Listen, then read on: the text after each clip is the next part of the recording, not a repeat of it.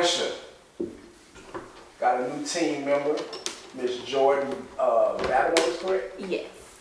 I'd like to welcome her. She's another part of the team. Let's talk. Let's have a conversation. Earlier we were discussing polygamous relationships. And from my understanding, Ms. Jordan, you was actually in one before? Yes. Give us a little insight on a polygamous relationship and how that works. What's the dynamics of it and how did you make it work? So the relationship that I was in, it was the three of us. It was a gentleman and another lady.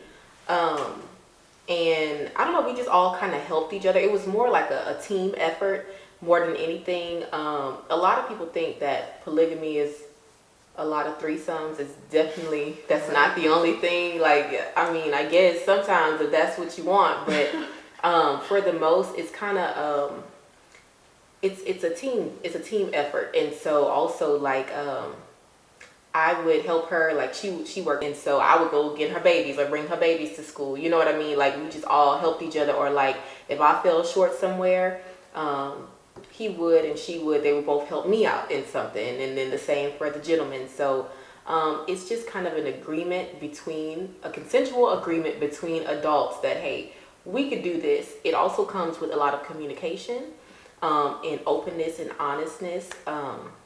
honesty.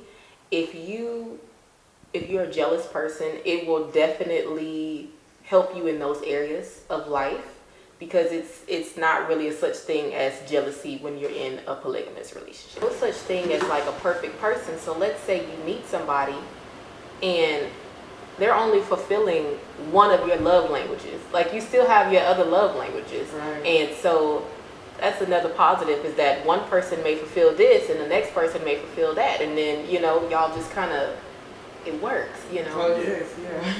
Miss Allison, you kind of quiet. You want to kind of chime in a little bit? No, I'm agreeing with everything she said. I'm taking notes mentally. Like, I like this. Yeah.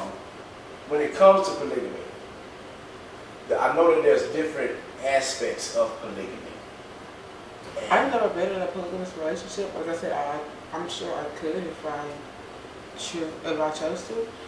I said I wouldn't first off choose to be a sister wife. Not that I couldn't do it. It's just not very many females that I can deal with on a personal level. Yeah. I just don't like bitches. But it's very few females that I can, sit there and have a real conversation with no cattiness, no jealousy, competition. You have to consider all of these things when you're considering your people that you're trying to do this with, and it's very scarcity. The people that can actually be candidates for this. Yeah. I think when you, like I said, I don't know, never been in one.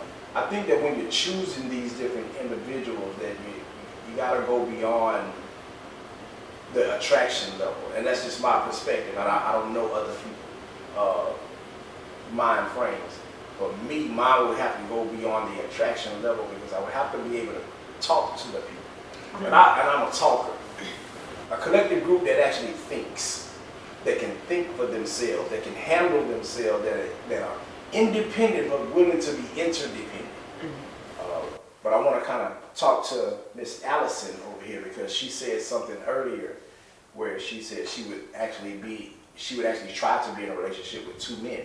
Can you kind of expand about that? If I was to be in a public relationship, it would most likely be with two guys. You know what I'm saying? Nothing against the female thing. It's just, I could see myself comfortable like that. And like I said, it wouldn't be like a menage thing, Not at all. It would just be kind of a partnership, but it's like we work on, from my imagination, it'll be more like we work towards who's more convenient for what at that moment. Does that make sense? Mm-hmm.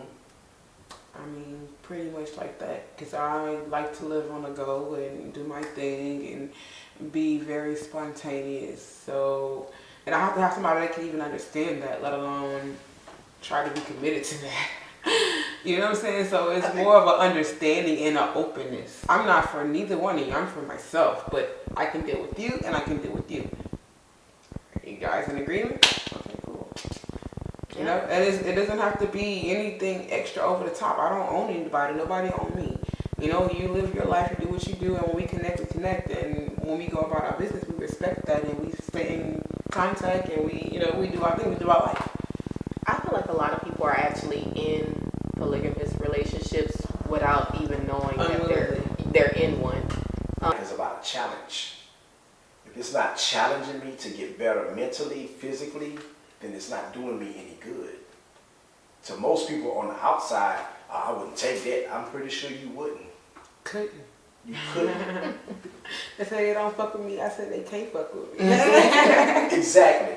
And that's just, I mean, like I said, I've never been in a polygamous relationship. It is a great topic. It's something that a lot of people demonize, and I don't see nothing wrong in it. So whatever people choose to do with their life is on them, whether or not it works or not.